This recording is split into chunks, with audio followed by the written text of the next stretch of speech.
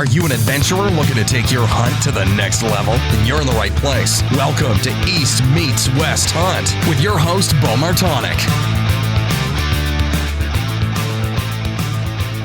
Hey everyone, welcome back to another episode of the East Meets West Hunt podcast presented by onX. The onX Hunt app is the premier GPS app for your phone, for your tablet, computer, anything you want you can use with the onX Hunt app. And one thing I want to talk about today within the app is using the hybrid layer, which combines an aerial imagery and topographical layers to be able to see the differences in terrain and vegetation. And this is so big for whether you're elk hunting out west or specifically, hunting whitetails. Deer love edges and they love different terrain features. When you can find where a difference in terrain meets a difference in vegetation, that's a great spot to start your scouting and start looking. So I always pay attention to those areas, and the onX Hunt app allows me to do that before I walk into an area, so I'm not wasting time. I can go and check some of these places out.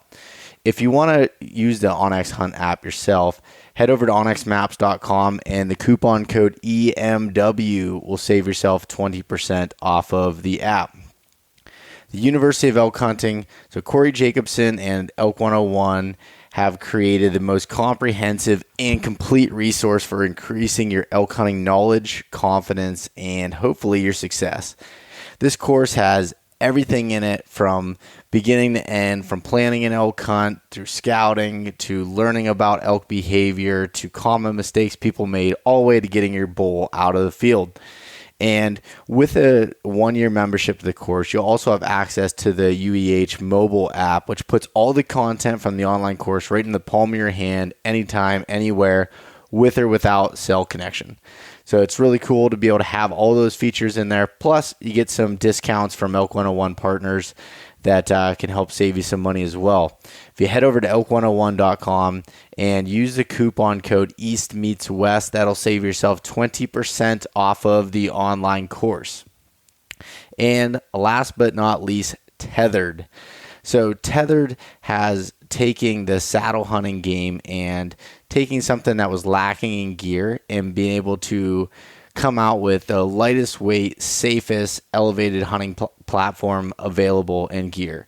And when I say the safest, that's, a question that gets asked a lot. And so my profession is, and my day job is safety and environmental. And the safety side of it, I look at things a little bit differently than most do. And saddle hunting is extremely safe because you're always tied off. As you're climbing up the tree, you're using the lineman's rope around the tree, going up and setting the platform. And then once you're in, you're attaching right to the tether. So you're taking your bridge, attaching it to the tether, and then taking off the lineman's rope. So you're 100% tied off at all times. It's extremely safe. And for me, like I said, it's just a really good reassurance. So if you want to check out some of Tethered's products and learn about saddle hunting, head over to tetherednation.com. All right, so I'm going to go right into the giveaway from last week. So on the podcast with Chris Derrick, I talked about giving away the new Sitka cargo box, which is the ultimate mobile hunting pack, as well as the new redesigned Stratus jacket. And had a ton of people put in for this. I gave 5 different ways to win through Instagram, Facebook, leaving a rating and review on Apple Podcasts, any order placed at eastmeetswesthunt.com, and also signing up for the email list. So it was what I did was I put together a full list of all the names and from all the different platforms there, because you're allowed to enter one time per platform. And so I did that and then used the random number generator on Google and ended up coming up with 2 winners. So the first winner of the cargo box goes to Gray Getty, which his Instagram handle is @_field @_field_2_fork_. And Gray put into every single category. He bought something online. He used Instagram to go through it, Facebook, just email list. He did everything and it upped his chance, and he ended up winning the cargo box. So congratulations, Gray. That is awesome. Please send me your name, your email, and your address to ship the cargo box to. We'll get that sent out. And then also the Sitka Stratus jacket. So that goes to Stanford Fleming Jr., which his Instagram handle is at ridge_runner. So Stanford, that's awesome. You won the Stratus jacket. You entered through Instagram and you pulled out the second winning number.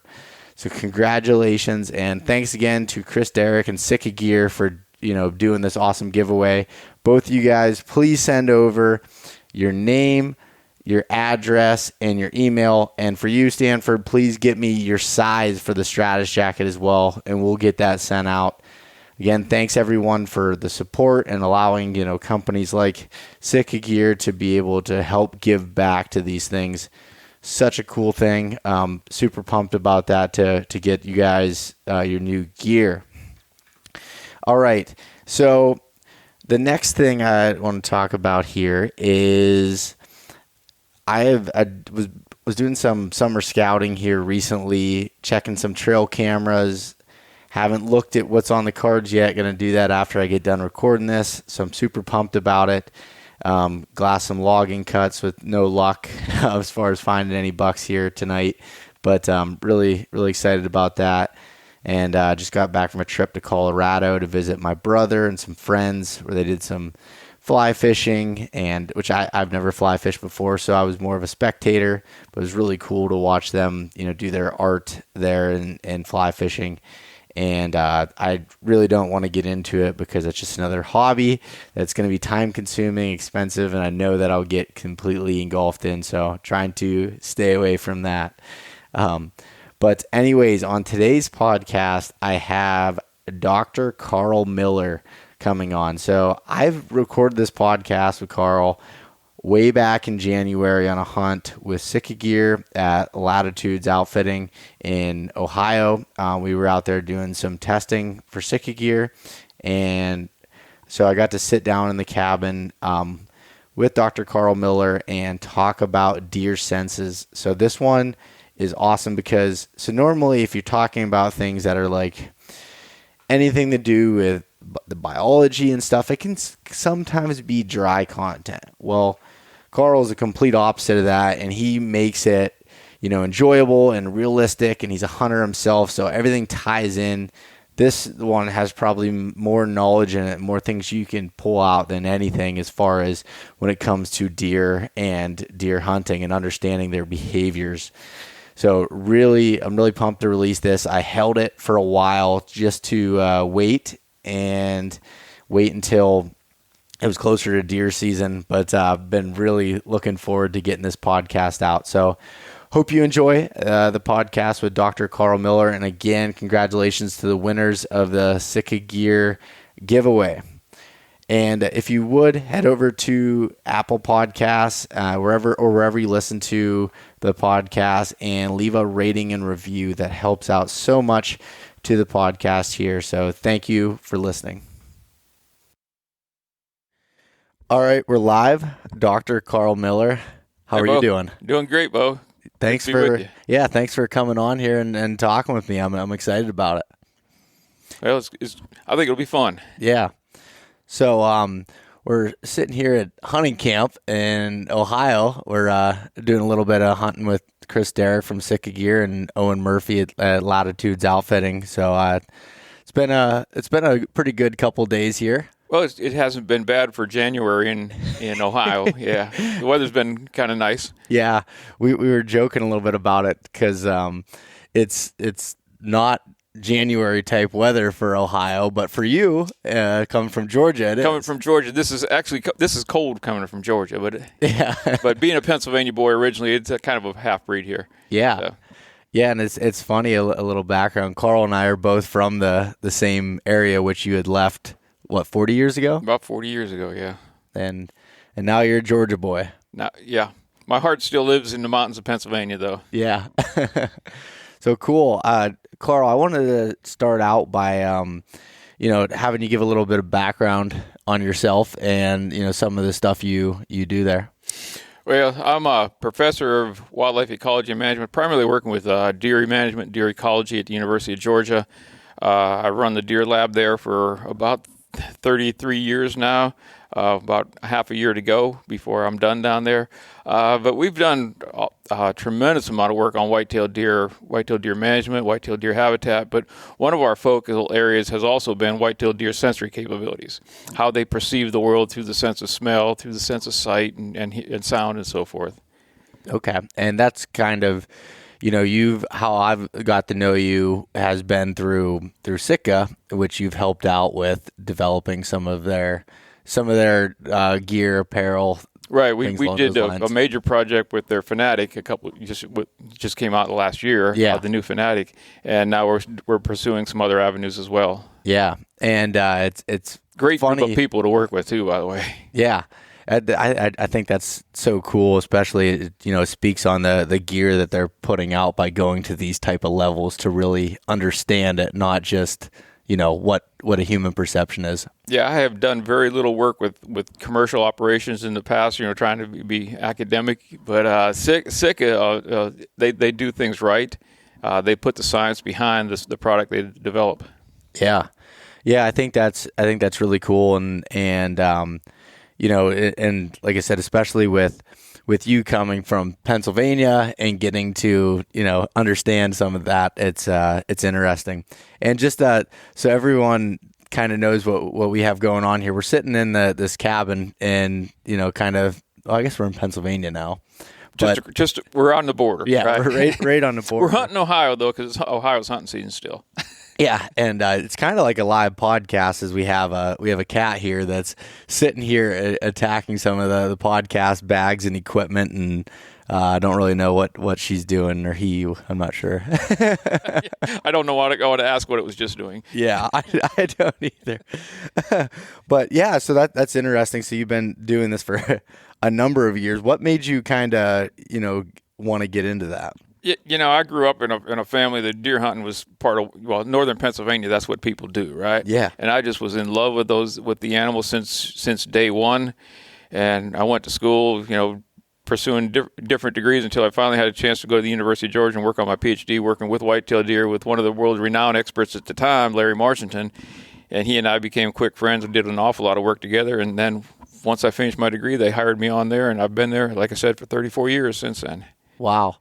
Huh, that's interesting. So with I know you said that, you got into the deer lab and everything down there. So what I kind of want to talk to you about mostly today is there's a lot of things I'd love to talk to you about, but for the sake of the podcast, I'd love to talk about the sensor.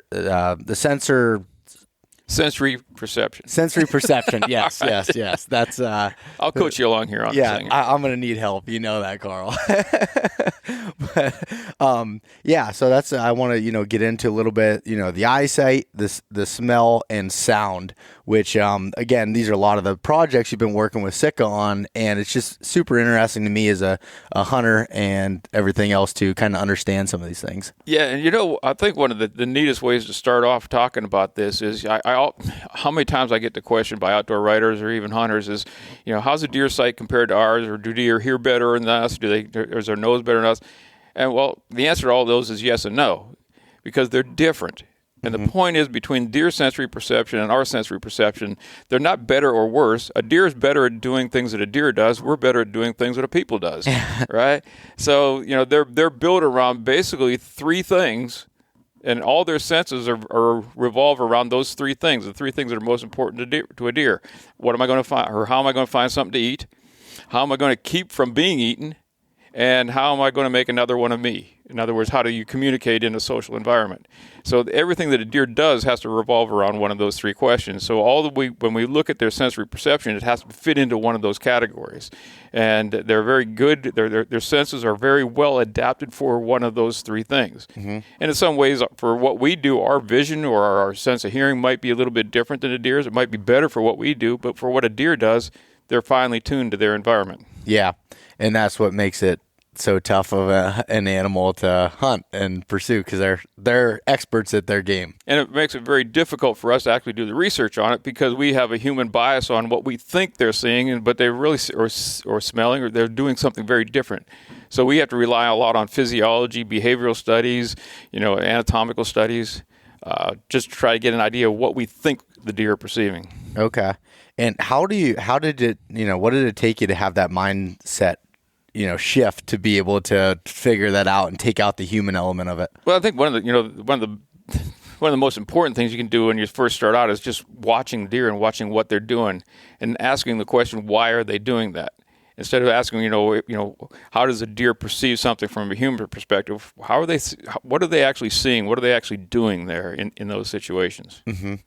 So I guess to kind of get started in some of these categories here, let's start with the eyesight side of things. And what have you learned? I mean, and again, I know this podcast could turn into a book if if you wanted to go into all of the details of it. But what are some of the key things that you've learned from the eyesight? And the eyesight's something that we've really attacked as far as research relatively recently, like the last 10 or so years. We've really got into deer vision. And the more we find out how deer perceive, or how their eyesight works, the more we realize that they live in a completely different world as far as a visual world than we do. And our eyesights are very finely adapted to, or finely attuned to, what we do as human beings, but a deer's eyesight works so incredibly different that it's almost like they're perceiving a different world through their sense of vision. So, you hear the question is, are deer's eyes better than ours, or are our eyes better than a deer's? Well, the answer is yes. Our eyes are better for a human perspective. Their eyes are better from a deer's perspective. Mm-hmm. And it comes, their eyesights are adapted for. And you think about why a deer, what's a deer's eyes primarily for? And, one of those three questions we get back at, is it for finding food? Probably not. Deer doesn't go through the woods looking for plants that they can identify. They do use their sense of smell probably for finding food more than their sense of vision. But probably more importantly for the deer's sense of vision is their ability to detect a potential predator, and particularly their ability to detect movement. And that's where they're very, very finely attuned to. And we can get into a little bit more details about some of the differences between our eyes and a deer's eyes. And I think you'll find some of it pretty fascinating. Yeah, let's go into some detail on that. All right, so let's just start off basically with a very, very simple stuff, looking at the anatomy of the deer's eyes. If you ever look into a deer's eyes, not into a deer mount's, because the eyes on a deer's mouth oftentimes are not correct anatomically. But the first thing you'll notice is that their pupil opening, instead of being round like ours, it's more of a slit. And if you ever looked into a horse's eye, horses are very similar. They got a slit pupil, so it kind of covers the whole length of the eye opening, compared to ours being round. Now, what's the importance of that? Well, remember, deer's eyes are set on the side of their heads, so that slit also provides them with great peripheral vision. So they're able to take in the entire surroundings. As a matter of fact, a deer's vision extends about 310, 320 degrees. In other words, there's only about 50 to 60 degrees behind the deer where they have a blind spot. Yeah. So even when a deer is looking away from you, they can still see you in their peripheral vision. And their peripheral vision, actually, when we'll get into that later, is much more fine-tuned than our peripheral vision. They can see a lot better in their periphery. So that's just one aspect of it. The other part of it, the deer's pupil, that's important, is the pupil opening, particularly in low-light condition, can open up much wider than ours can. Now, anybody that knows something about objective lenses knows that the light-gathering ability of an objective lens increases by the square of the diameter. As the diameter increases, the light gathering ability increases. Yep. And I've never measured it, but the pupil opening of a deer during low light conditions is probably 3 times the size of ours, which would mean that they would probably have about 9 times the ability to see in low light conditions as we would, just based on that larger pupil opening. Yep. Which is why a deer can run through the woods at nighttime and you can't do that, right? Well, that's only half of it, though.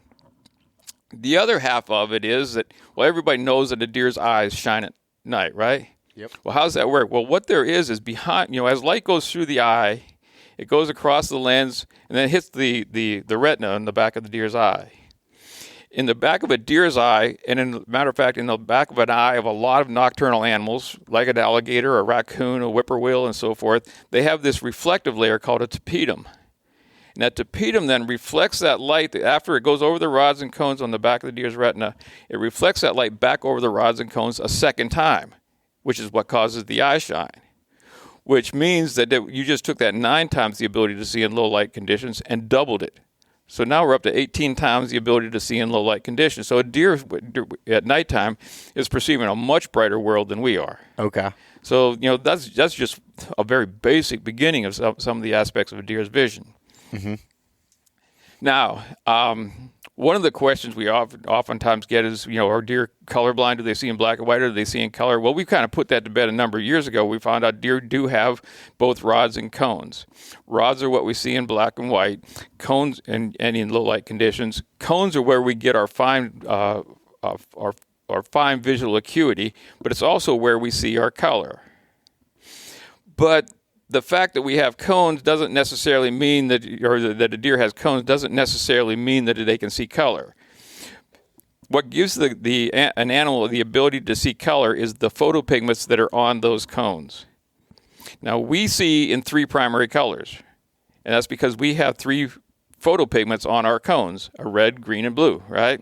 And that's RGB cables, Yep. So that's all our other colors are a mixture of either red, green, or blue, right? Because that's what our photoreceptors are.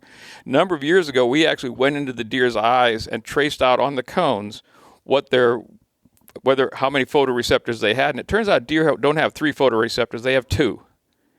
And they have one that's almost identical to our blue. Then they have one that's about halfway between our reds and our greens, kind of in the yellows. So basically, deer don't see in 3 colors, they see in 2 colors, which would be very similar to a human being that had this condition called protanopia or red-green color blindness. Oh, okay. So somebody that's red-green color blindness perceives the world like a deer does. Blues are very visible to them, and they're able to tell the difference between blues and greens and blues and reds, but the difference between a red and a green is very little more difficult to tell. So deer do have that ability to see color. Well, we're going to carry that one step further now.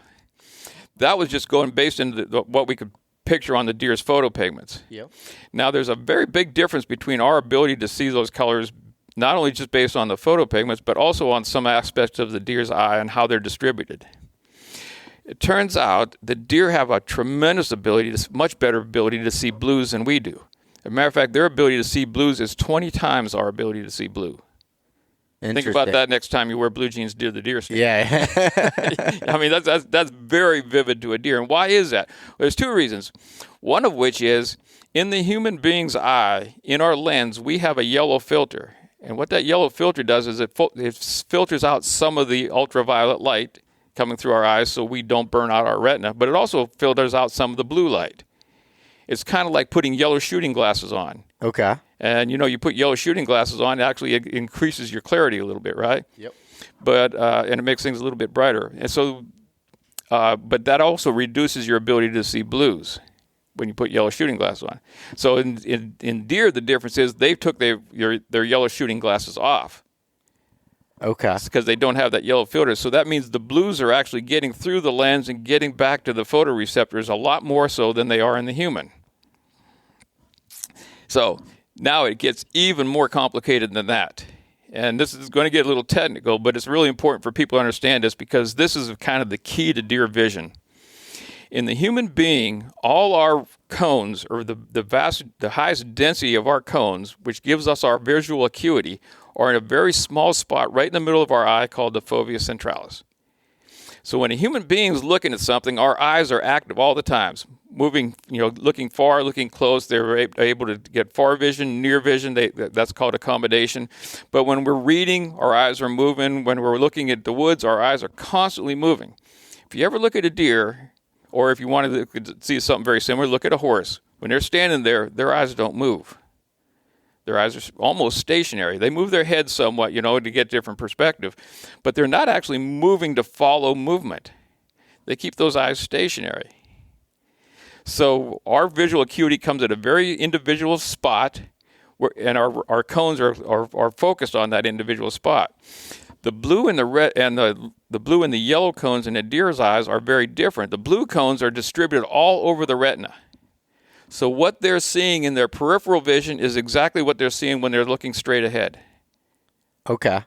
as far as the blue color. So Yep. we can see blue. When we're staring at a particular object, we can identify a color at about 20 degrees angle. Yep. Deer can see that same color 300 degrees. It's pretty impressive, that particularly the blue. Yep.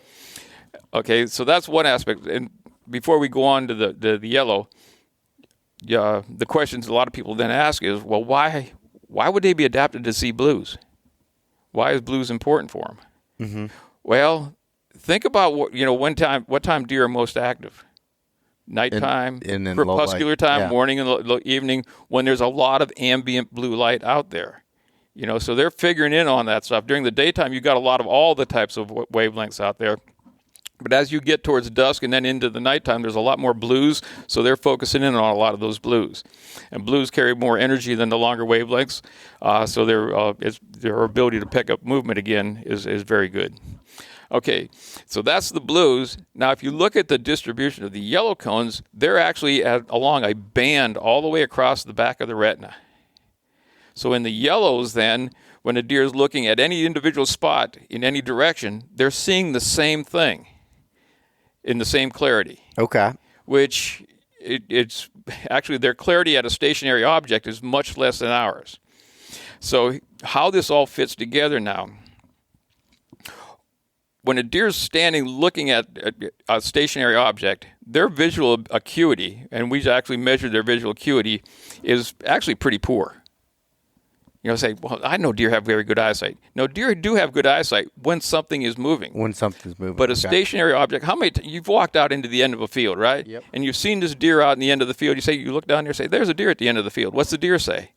He looks at you, bobs his head, trying to move side to side, because a deer can't accommodate. They can't tell the distance, and you're actually not that clear to them, and they're trying to get you in a 3D perspective. They're trying to actually pick up that movement against the background to figure out what you are. They don't know because they can't see it that well until you move. So kind of like when I was in the tree stand this morning, and a deer actually picked up on me by smell, but then he looked in my direction, and when I just stayed still and didn't move, it just stood there looking for a while and couldn't figure it out, and it was walking around and doing kind of a semicircle and trying to get me to move, and I just And any froze. human being would know that's a human in a tree, Yeah, right? yeah. But every hunter's had that experience of a deer walking up to him and not seeing him. Yep. If you don't move, right? So deer's eyes are adapted to pick up movement. Now with that band over there, anything that moves. So instead of a deer tracking movement with its eye, like we do, where you see a deer moving through the woods, you're trying to focus on that deer as it moves through the woods. A deer seeing a human keeps its eyes in one plane, Mm-hmm. and as that object in its environment moves, the image on its retina moves. So the eye doesn't have to move, the image moves across the retina, which gives them a much better ability to pick up movement, which is why a deer can run through the woods, at full speed without having to track every branch, every stick, every rock and stuff like that, like we do. They're seeing the whole panorama being played out as they're moving. Interesting. So again, it comes back to their idea that deer's vision at a stationary object is really poor. But they get their acuity based on movement, which is pretty dang fascinating. Yeah, it is. I'd never heard it put that way, I guess, before, and yeah, it makes sense why. Yeah, you and I go running through the woods. We're gonna probably run into some things and watching out for branches and everything, and they move through like it's even with antlers on their head and everything else, just swiftly and incredibly. Yeah, they just fluent. The whole thing is a 3D panorama playing around them, as they're moving, which is fascinating. Let me add one more thing, and this is one we based on a study that we just finished up at the university. Not only is their ability to pick up movement based on the structure of their cones and their eyes enhanced, but also they can process that information much faster than we can. There's a thing called a flicker fusion rate. You've probably seen these, and you've probably seen something like this where you see this flashing ball, and as that flashing gets faster and faster and faster, it'll get to a point where it overwhelms your eye's ability to pick up that flash anymore. Yeah, and it looks solid, almost, right? Yeah. Well, we measured. That's called the flicker fusion rate. We looked at the deer's eyes' ability to do that, and that's a measure of how fast it can process speed, the visual speed. In a deer's eye, they can actually process that. That light can be flashing where a human sees it as a solid color. The deer will still see it flashing, up to 4 times faster than what a human can perceive, which means they're processing information at a rate 4 times faster than we do, visual images, which is another reason why they can run through the woods, because that processing speed just is so quick. Yeah. Huh. That's interesting. And yeah, as I'm, sitting here kind of thinking about it in my head, with us, we have peripheral vision, but it's distorted besides past that, 20 degrees, right, you were saying. And for them, it's the same thing, almost like a panoramic photo going around, correct? Right. And try that sometime when you're looking at a stationary object. Just look at something straight in front of you, and then see how far you can identify a blue. And you can't identify a blue much more than about a 20-degree angle. Yep. And then how far you can identify movement. You can barely identify movement at 180 degrees. But deer are seeing what they're looking straight ahead. They're seeing on their sides just as well. Okay. So, and I guess to go back to the color side of things, you were talking about blues and yellows. So those are definitely colors to avoid wearing. Well, in particular, the blues. Okay. Because one, there's greatly enhanced ability to see blues, plus the idea that when we're out there hunting, there's just an awful lot of blue light out there that can reflect off that can make basically blue look like it's glowing. Okay. That makes sense. You could actually do this yourself. Sometime when wear a pair of kind of blue jeans, that kind of faded blue jeans, yep, right at dusk, and look at your legs. And you'll see that they almost start to glow a little bit, because there is a lot of blues out there to be reflected at that time of day. But then think about an animal that has 20 times the ability of you to see that blue. Blue jeans in a tree stand would look like a pair of glowing legs in a tree stand to a deer. So, okay, so now let's go to something I've always heard, and I want to hear if this is a myth or not. But what about like when you're using a headlamp to go into the woods, if you use a red or green light versus, a regular white light? I get that question. I wonder what deer inherently aren't afraid of light. And I don't think it matters what color you're wearing. They will see a red light. They not as well as they'll see a green light. Yep. Because deer don't see as far into the red part of the spectrum as we do. A dark red a deer doesn't see very well. But they will still see the light. Yeah. But you think about it, deer aren't afraid of lightning. They're not afraid of lightning bugs. They're not afraid of cars on the side of the road. All these types of things. And the number of times I used to coon hunt a lot, and I'd be out there at nighttime with a light, and a lot of times you can walk right up to a deer with that light because all they see is something glowing out. They don't know there's a hunter behind that light. Yeah. All they see is a light getting bigger. What is that? Yeah.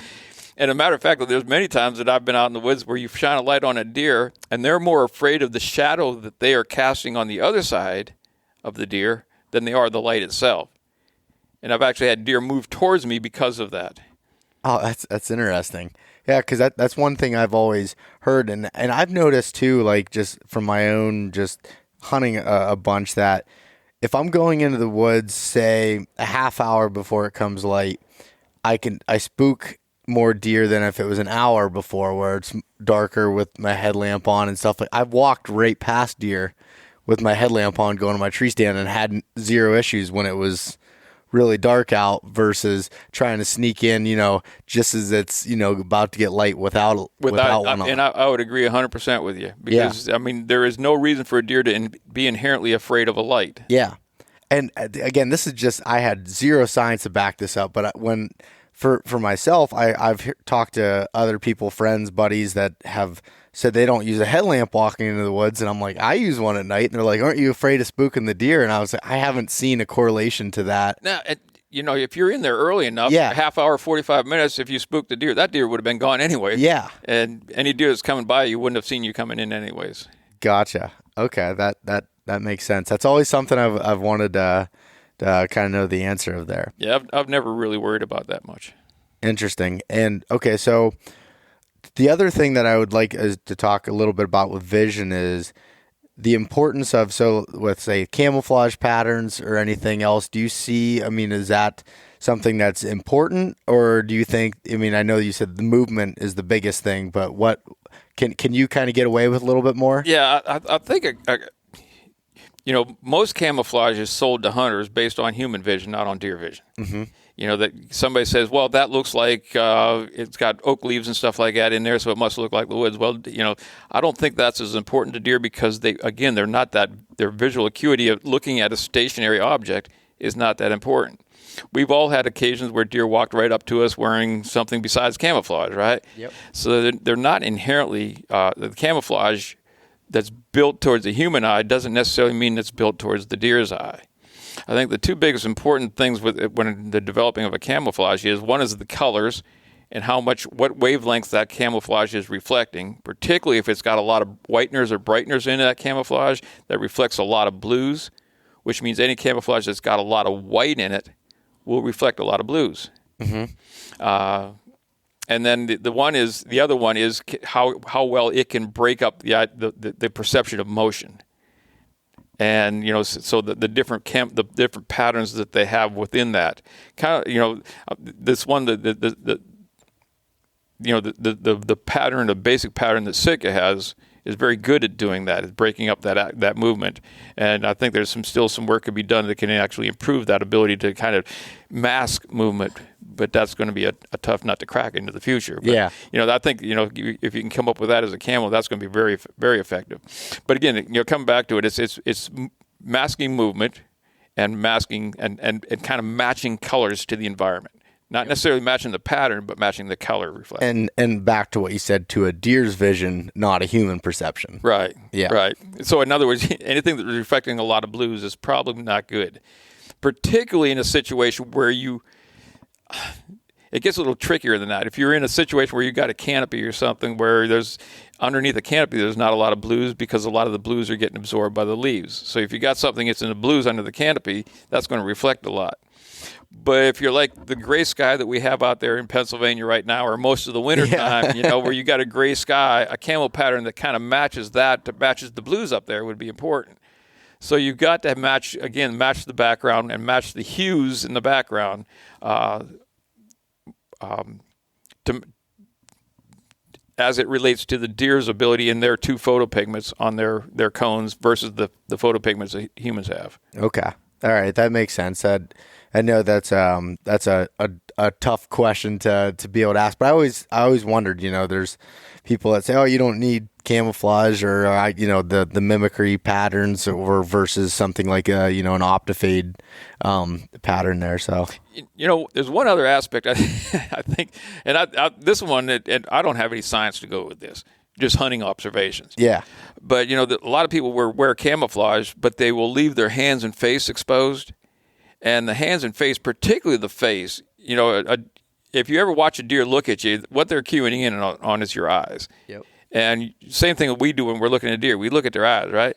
And most animals are looking for that. And I think camouflaging your face can be just as, or more important than camouflaging some other parts of your body. Yeah. And we were just talking about that before we recorded the podcast there, as I was again saying that a deer was felt like he was looking right through my soul, staring up at me, because I didn't wear a face mask or didn't paint, my face or break that up in any, sort of ways.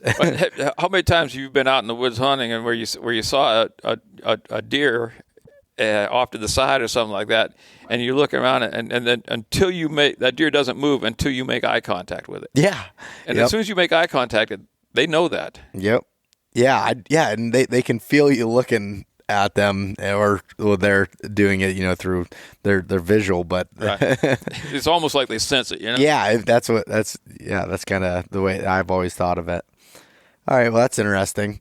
Is there anything else on the vision standpoint you think you want to note? I think we can go into some other details and such, but given time, we got a couple other senses to deal with here, and some of which we've done an extensive amount of work with is both the sense of smell and the sense of hearing.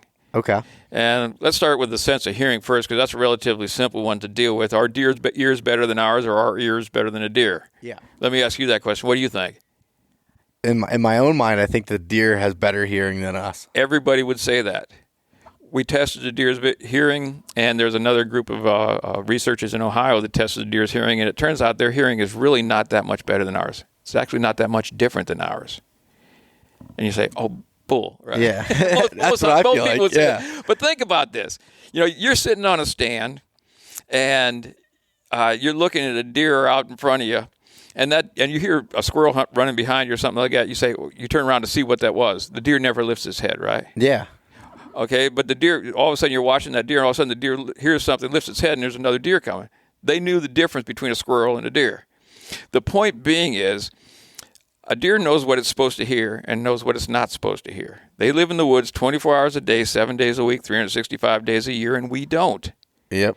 If we dropped a nickel on a linoleum floor in your kitchen, you'd probably be able to identify that as a nickel, right? Or if you hear something going different in your truck, some noise in your truck that's not right, you can identify. Well, my wife can't do that, but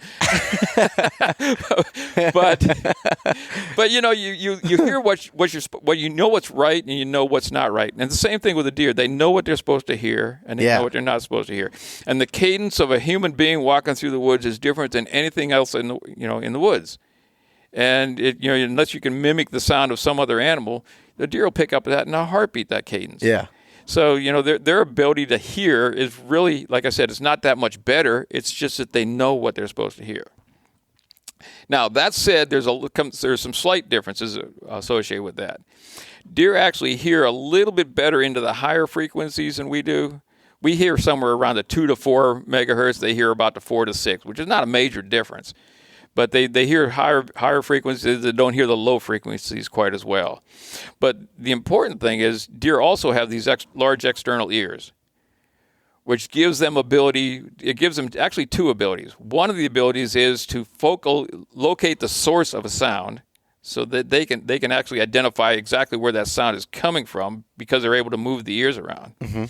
But it also helps accentuate the ability or the amount of noise that's going into the deer's ear. So when a deer has its ears cupped towards a sound, it actually accentuates the amount of, it's like you putting your hand to your ear.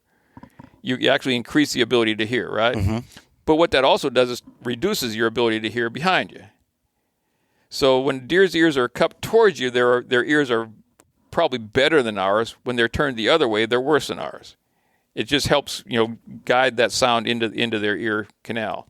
But even though that they might not be able to hear as good off of wherever their ear is pointing, they still have the ability to identify certain sounds, which even though they might not be as loud or That's clear. why when a deer's looking around, their ears are moving in different directions, trying to identify that direction, noise coming from that direction, but also accentuating the amount of sound that's coming into the ear from that direction. Yep. And what you were saying about like the squirrel versus a deer, I noticed that, especially yesterday. I saw about 1,000 squirrels, it seemed like, and the deer, they'd be running past them. They never, move nothing. Then I know when another deer was coming, not for me hearing it, but by them. Watching the deer. They'd snap their head and they'd look, in that direction. You see their ears kind of point in that way, and all of a sudden here'd come, another couple deer that were coming into the field. So it was really interesting to pretty impressive what they were able to filter out. Right? Yeah, it is. Right. And I guess I don't get to see as much of that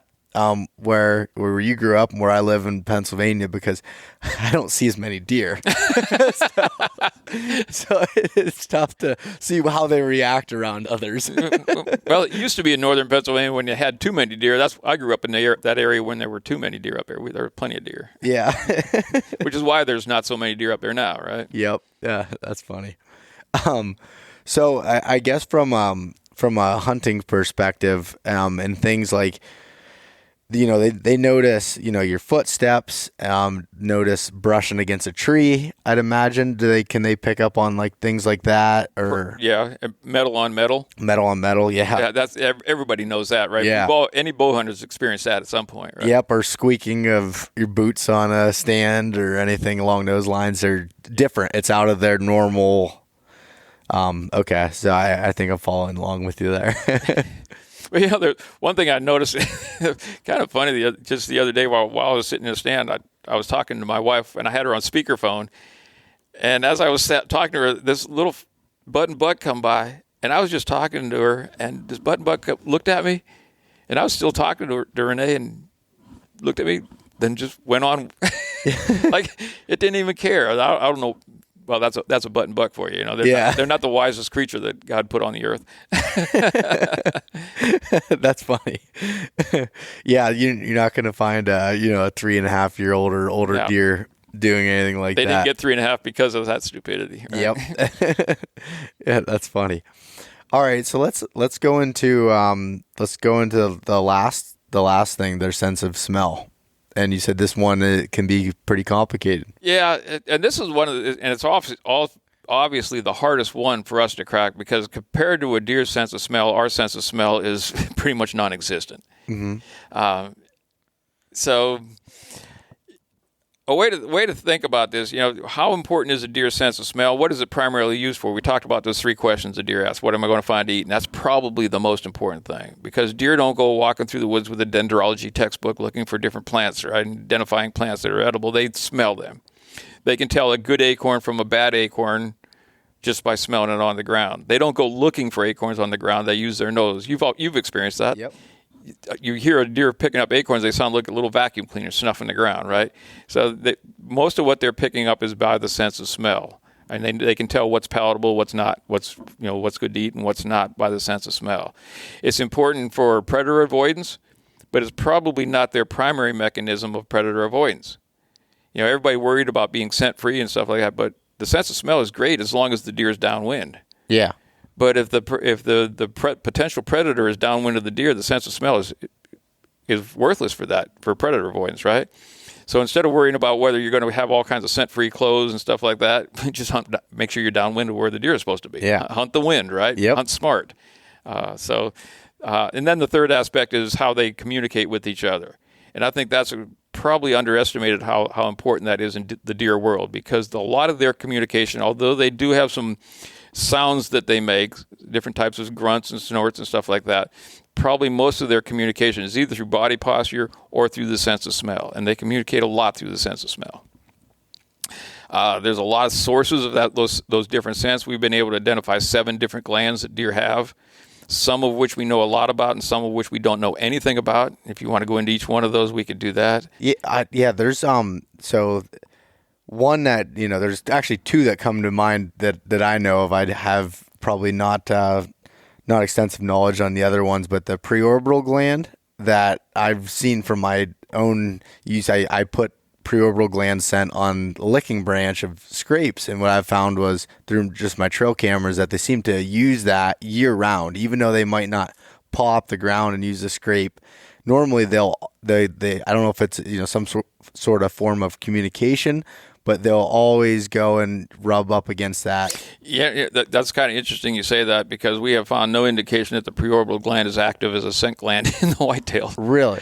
Yeah, that we know that they work these overhanging branches year round. There's no question about that. And we've actually put up slow motion cameras on these what we call licking sticks. Yep. And look to see if they're actually using the preorbital gland, and it doesn't look like looks like they're either using saliva. Okay. Or they're using just or their forehead gland. There's a gland located right on their forehead, an area of enhanced glandular activity, I should say.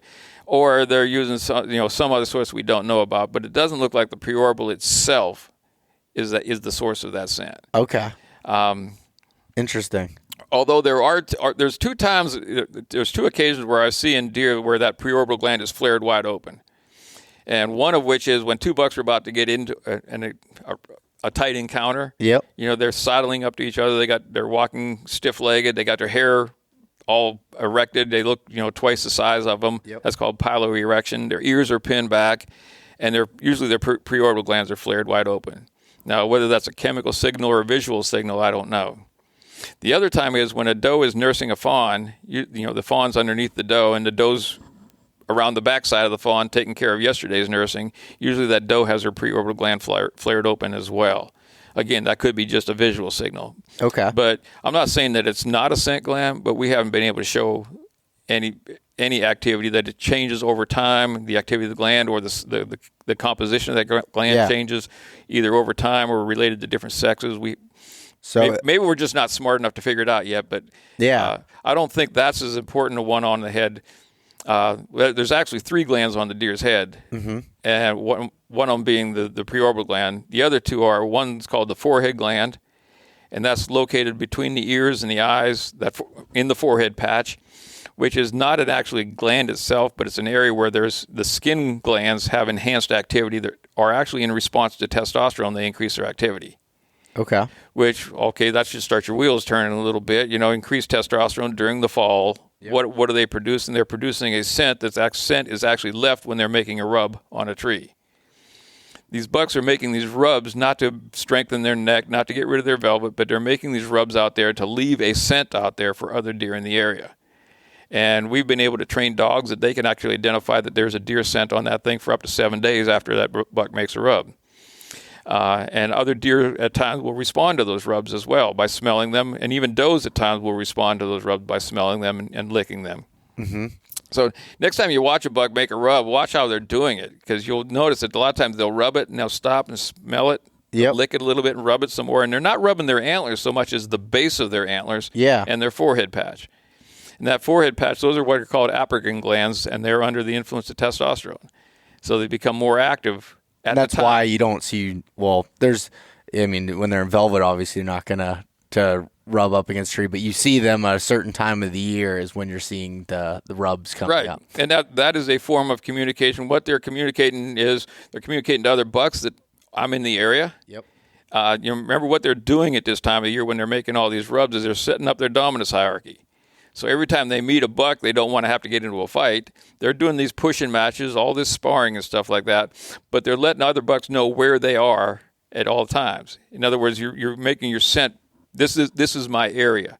Okay. And if you ever watch 2 bucks that go into a sparring match, a lot of times after that sparring match, that the one that perceives himself as the loser, the subordinate one, will oftentimes smell or lick the forehead gland of the dominant one. Yeah. In other words, I want to figure out what this guy smells like because I know I can't whoop him, right? Yeah, I don't want to. And I want to know where he's at. You know, so when I smell his rubs, I know where he's at, right?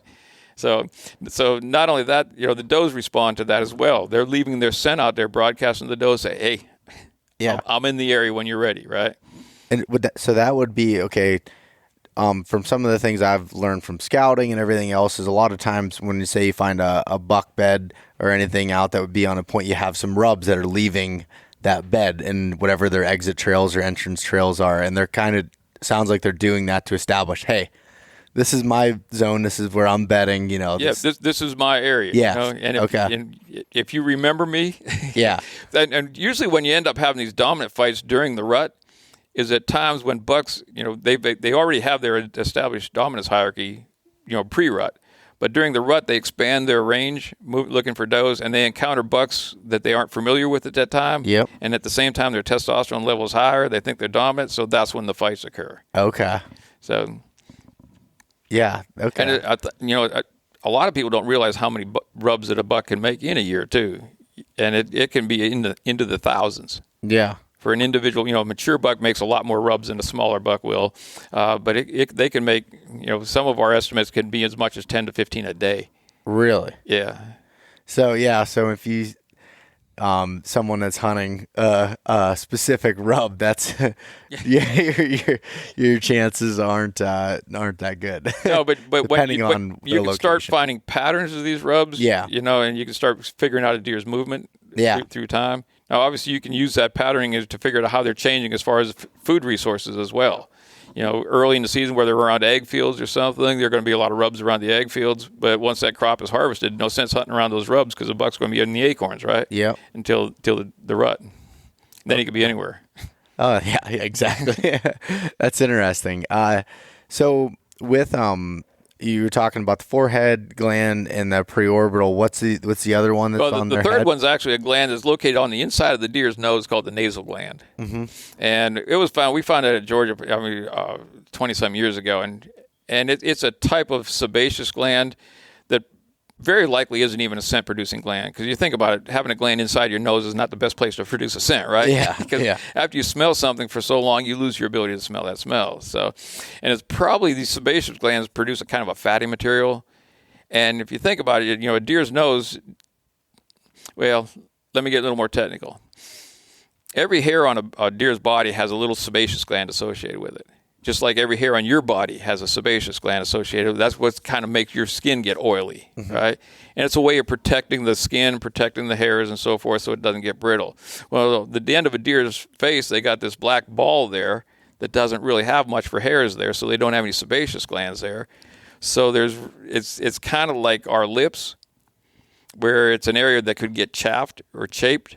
Yep. You know, and you think about a deer's nose is going to be in the vegetation all the time.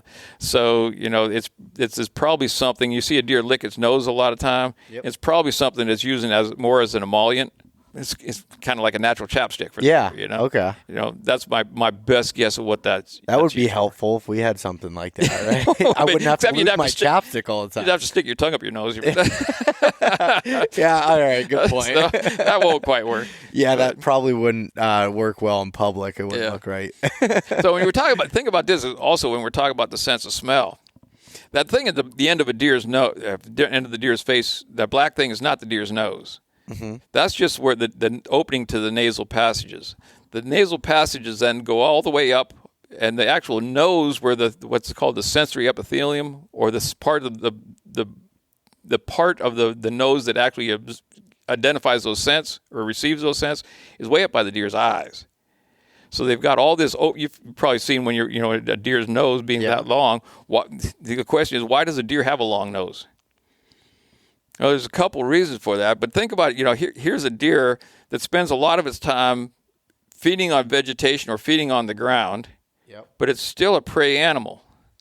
So it wants to it naturally wants to separate its eyes.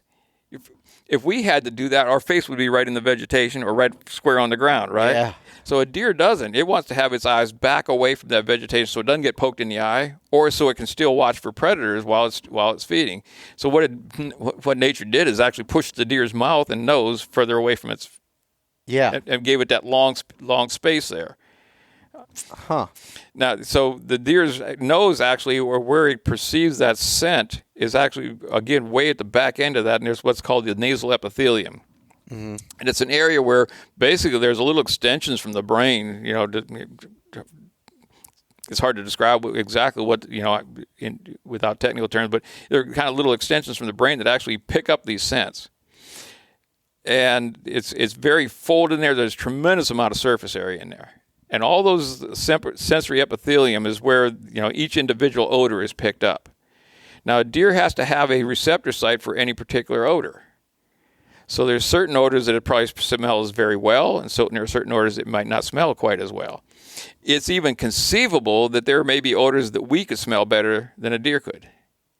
Okay. It's not just a quantitative that they got a better nose. They got to have a better nose for a certain thing. And a deer knows what it's adapted to those types of smells that it's supposed to receive, right? Yep. Whether it's food or predator and so forth, so that it's got the sensory epithelium for those types of things. Okay. So that's the main olfactory system. We're going to get into another aspect of this here in just a minute. Let's finish up the glands first, though. Yeah, okay. So we got 7 of them. We already got 3 of them done. 3 on the head, 3 on the legs, and 1 halfway between. Okay, so the tarsal gland's the other one that I know of. Okay, there's a tarsal gland. That's the one everybody knows of. Before we get to that one, let's talk about the other 2. Okay. On the outside of the deer's hind legs, there's a gland called the metatarsal gland. Yep. It's that little black callus material on the side. In mule deer, it's much larger than it is in white-tailed deer. In mule deer, in black-tailed deer, it's supposed to be the source of an alarm pheromone that when a deer's scared, it alerts other deer. We've done some work with the metatarsal gland in white-tailed and have been absolutely unable to show any function for it at all. And which is kind of interesting, and that even some whitetails, as you moved up closer towards the equator, most of the whitetails don't even have that gland anymore. So it might be just a vestigial gland that's not even used, or maybe we're just not clever enough to figure out what it is. Yeah. So that's not what really, it was not one that's probably that important for communication. It actually maybe it was a temperature sensing gland. The other gland that I think everybody would be familiar with is the interdigital gland between the toes, between the digits. Yep. There's a little pocket in there between the digits, and if you open it up, you'll see kind of this yellow cheesy material. And if you stick your nose to it, it kind of smells like rancid butter. And there's a long story behind this, but every time a deer puts its foot on the ground, it leaves a suite of compounds there. Those compounds have different volatilities which some may be very small compounds that come off the track very quickly, and then as compounds get bigger and bigger, their ability to come off that track, they slowly come off the track, which means that the scent of that track would necessarily change through time, which may be how a predator or a deer tells how old a track is and what direction that track is going. Mm-hmm. But we've also found out that that some of these glands, particularly in bucks, there are some qualitative and quantitative differences between the individual gland secretions of mature bucks versus younger bucks. Now, this should start your wheels turning a little bit. So what's a buck do when he makes a scrape? He works the overhanging branch, leaving something there, either from his preorbital gland, his forehead gland, his saliva, or something like that. Then pauses away the leaves, underneath that branch. Yep. Very likely leaving some scent from his interdigital gland there. Mm-hmm. And then he steps forward and urinates over his tarsal gland into that scrape. So he's leaving a number of these different scents there. So the interdigital gland, I think, is an important one. Unfortunately, it's probably not a good one for hunting, even though you can buy interdigital gland secretions. Yeah. But if interdigital gland secretions were an attractant to deer, it would make sense that all deer would end up in the same place, wouldn't it? Yeah. So it's not. It's an informer scent. It's not an attractant scent. Yeah. So another way for deer to identify specific, deer and kind of establish their hierarchy there. Right, and know who's in the air and how long it's been since they've been by, right? Mm-hmm. So, that's an informer one. But, as you're aware, the most important gland that we know of on the whitetail is the tarsal gland. Yeah. And that's the one that we've done quite a bit of work with. The deer urinate over the tarsal gland. Actually, all deer urinate over the tarsal gland at least once a day. A lot of people don't realize even does will do that. Usually when they get up from a nocturnal bed, they'll urinate over the tarsal gland. And that is the source of the odor on that gland. It's not the gland that's producing the odor.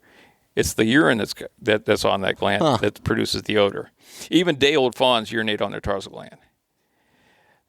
So, and it's interesting how this works and how it works that a buck gets so stinking randy during because we've kind of worked our way through this and how this tarsal gland works. Yep.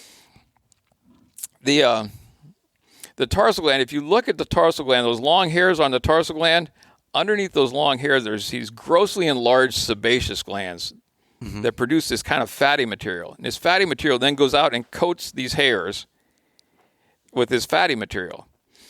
And when a deer urinates over on these tarsal glands, that fatty material will selectively absorb fat-soluble compounds from the urine and hold it there.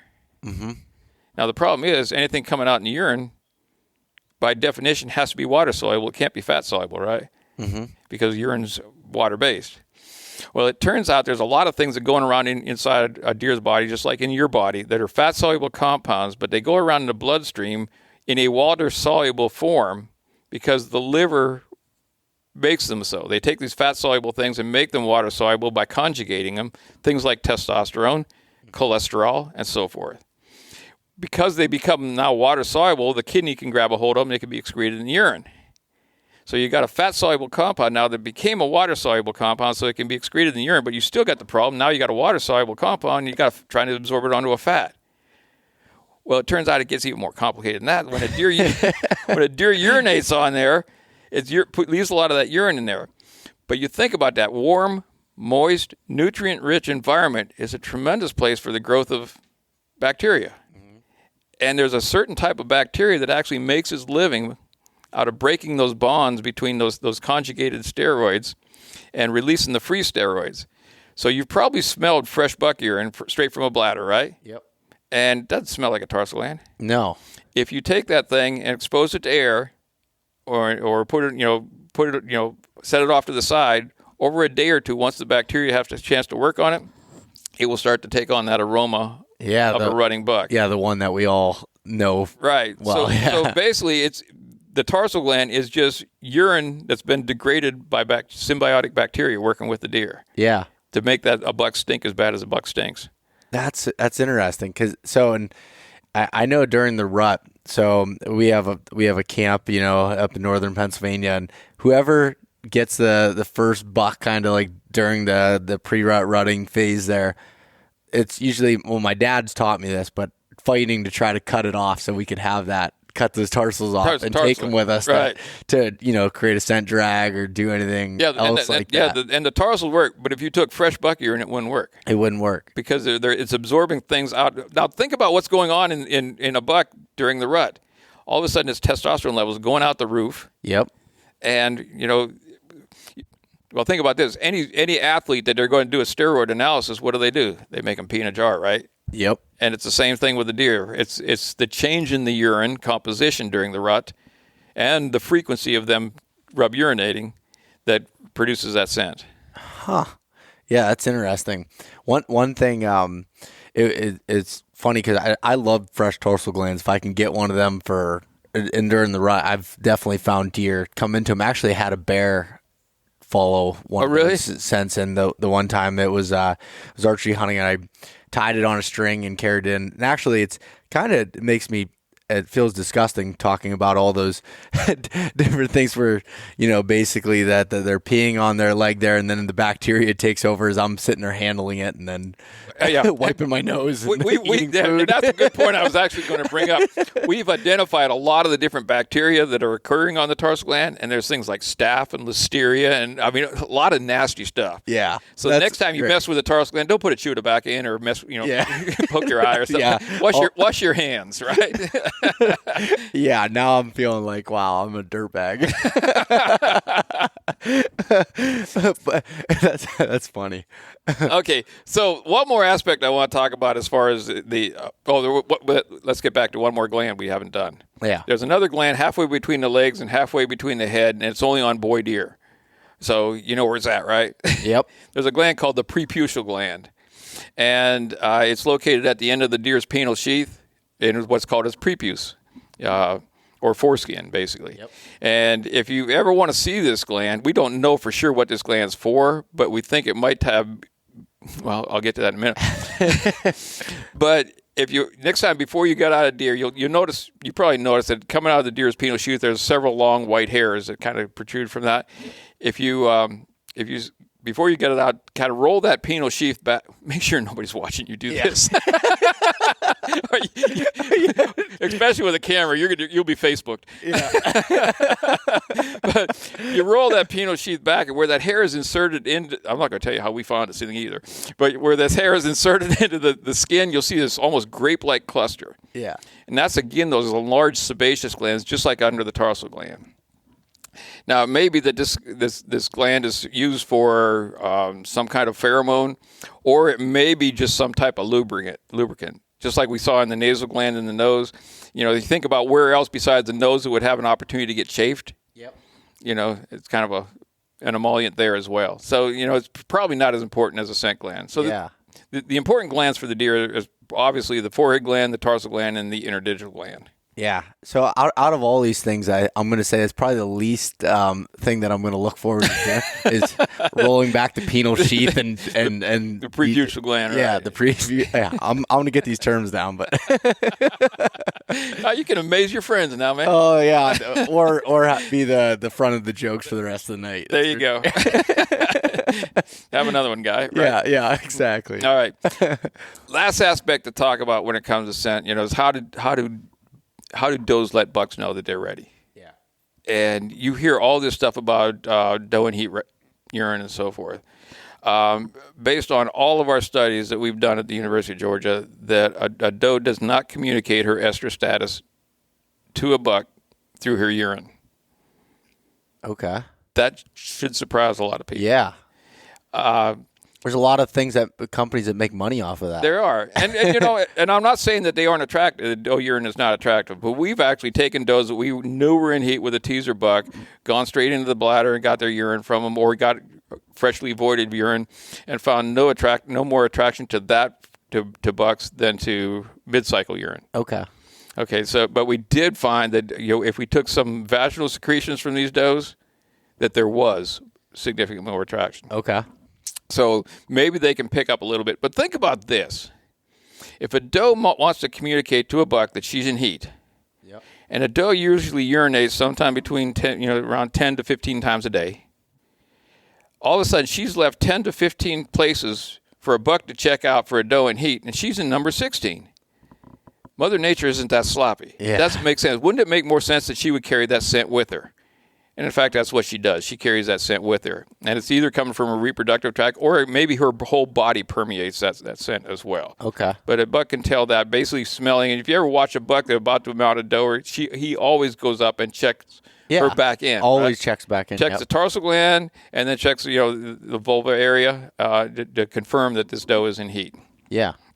So you've probably also seen when a buck comes up to a urine spot on the ground or something like that, they'll do this behavior called fleeman or lip curl. They take some of that urine up into their mouth, they pinch their nose back, they open their mouth a little bit, throw their head back, and they go through this fleeman behavior. And a lot of people think that that's what he's doing to assess whether or not this doe is in heat. Probably not. And there's a number of reasons why I suggest that it's not. First of all, we didn't find any evidence when we did some of our behavioral stuff. But what that buck's doing when he's taking some of that urine up into his mouth is what people don't realize is a deer actually has two noses. And they have a second nose located on the roof of their mouth called the vomeral nasal organ. If you open up a deer's mouth and look at the roof of their mouth, there's a little diamond-shaped structure up there. And the back end of that, there's a little hole in there, little pit, that when a deer does that fleeman behavior, it actually pumps some of that urine up into that vomeral nasal organ for analysis. Aren't you glad you're not a deer? Yeah. I know. I'm thinking this in my head, like, geez. So then now the question is, what information is this deer getting from that? Well, we've never done this in deer, but in other species, they've dissected out the vomeral nasal organ and looked at the neural pathways to where it goes in different parts of the brain.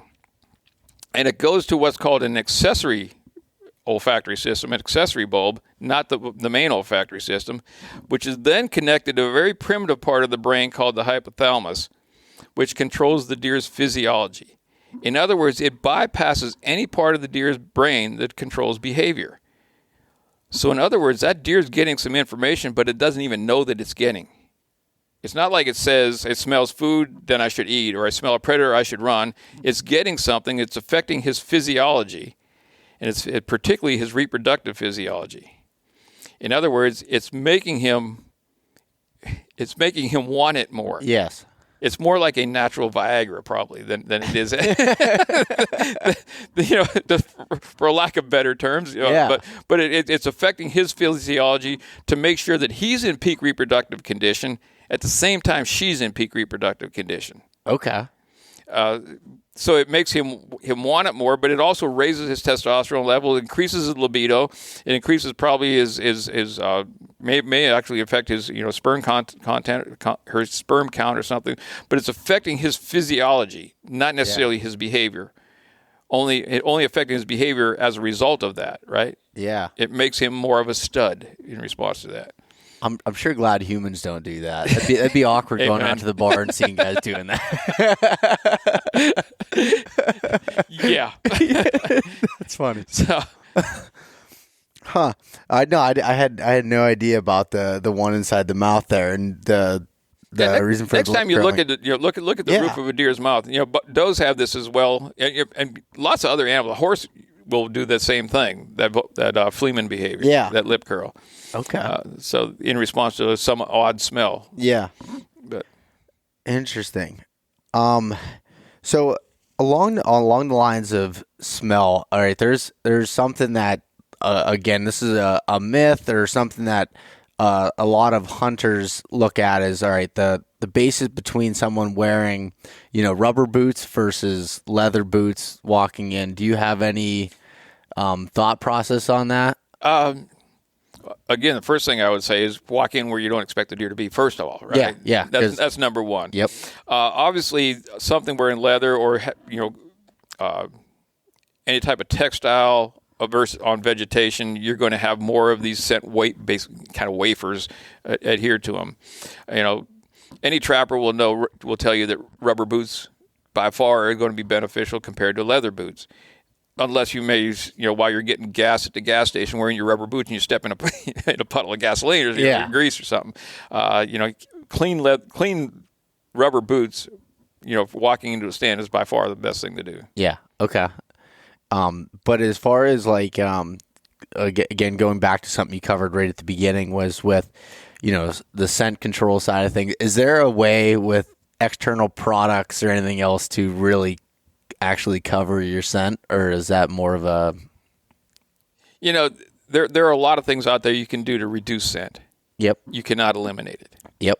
And, it's a difference of walking into a room smelling somebody that hasn't bathed in, several days versus somebody that hasn't bathed in 2 days, You can reduce the amount of it, but you can never absolutely eliminate scent. Even things like the ozonics is going to reduce it quite a bit. Scent-free detergents, there's all kinds of stuff that will reduce it, but there will still be, if the deer's downwind, it may be less likely, but you may reduce the probability of them smelling it, but you can't completely eliminate it.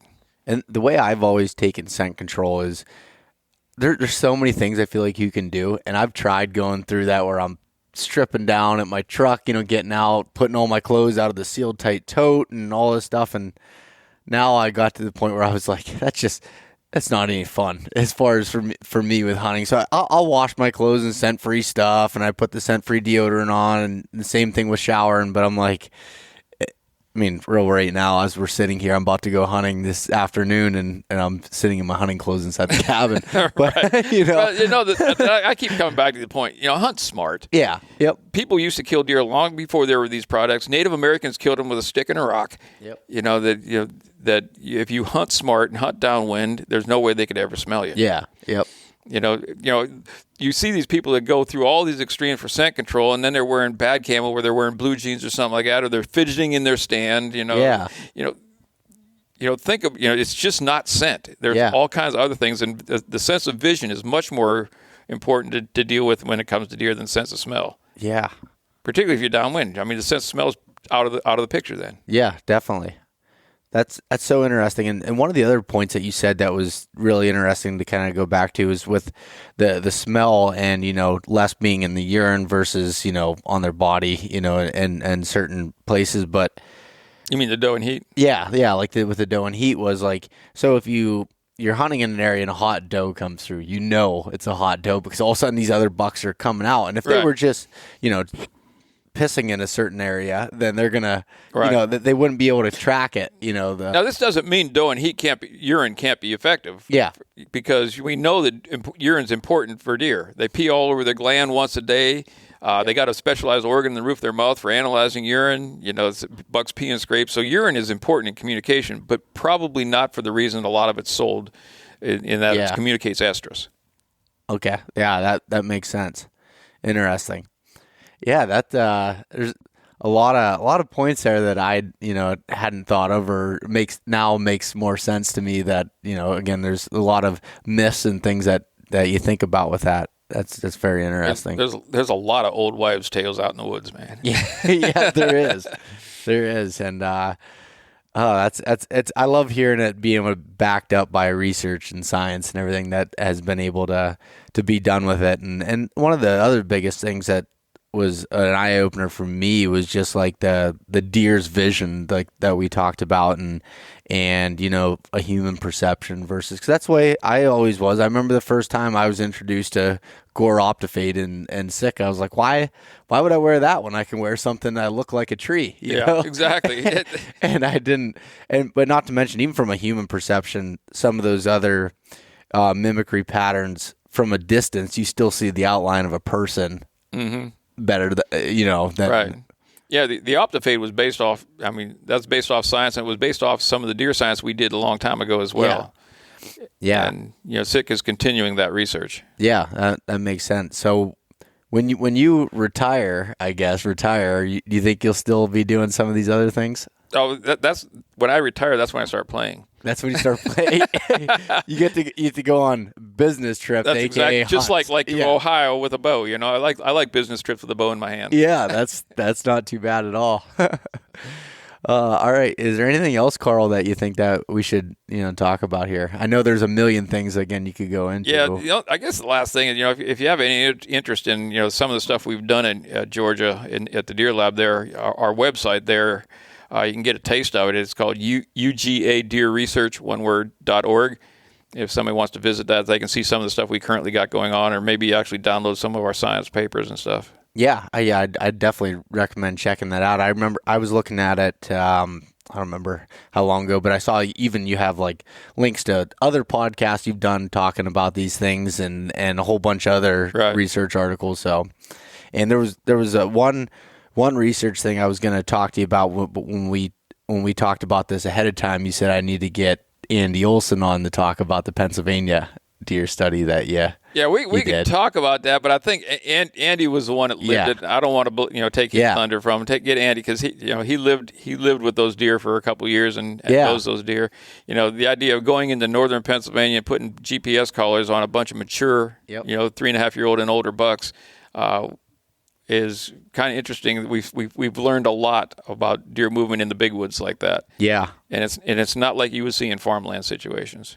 Very interesting. Is there any other places that you have any, published articles, anything else that people can look for or find anywhere? One of the best places as a source of a lot of this type of information, whether it's stuff that I'm doing or other deer researchers around the country, is through the QDMA. Yep. Their Quality Whitetails Journal is outstanding. A lot of it's written by biologists. A lot of times it's written by the scientists that are actually doing the work. Yep. I've published a lot in there. Mississippi State's done a lot there. Penn State and so forth. Anytime there's some major stuff going on, QDMA is aware of it and probably involved with it or helping fund it, and they are great for disseminating new information as well. Yeah, I'd highly recommend first becoming a QDMA member. Definitely. And then you get the journal there and everything. I read it whenever it comes in, and very, very great information there. And that's been one of the. So for your knowledge, Karl, I sell some lifestyle apparel to help support the podcast and everything. And I donate 3% of that back to a couple conservation organizations, and one of the ones I chose was the QDMA. Awesome. For the good for you. Yeah, for the reasons of that. But yeah. Great group of guys there too. Yeah, very. So, and they are working real hard to help deer hunters in every state. And they are one of the organizations that are very supportive of the NDA, the National Deer Association, which everybody should be a member of as well, since it's free. Yeah. Just get onto NDA. Type in NDA and just become a free member of it, and it'll send you a weekly digest of deer issues that are going around in the country. Yeah, definitely. I think that would be. I think that's something everyone needs to do, and like I said, QDMA, NDA, all those things there. We're all in this together. Yep, you're exactly right. All right, Karl. Well, thanks for coming on here, and it's been fun. Yeah, it has been fun. I enjoyed spending some hunting camp here with you, and hopefully we get to do this again. Yeah, it's getting close to that time to be heading out in the woods, anyways. Yeah, it is. I know, and Owen just walked through the door here, so I think it's about time. All right, sounds good. All right, thanks, Karl. Sure thing. Thanks so much for listening to this episode of East Meets West Hunt with your host, Beau Martonik. For more great content and to stay up to date, visit eastmeetswesthunt.com, Facebook at East Meets West Outdoors, and Instagram at East Meets West Hunt. If you enjoyed today's episode, please review and subscribe, and we'll catch you next time.